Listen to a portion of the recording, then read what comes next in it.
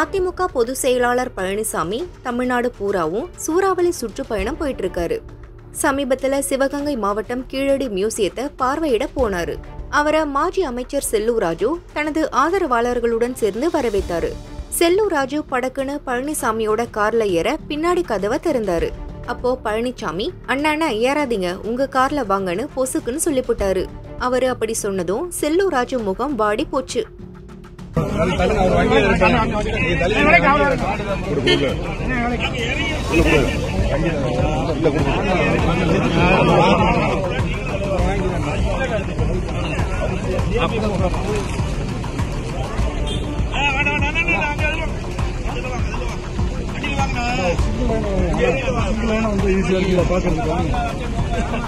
முன்னால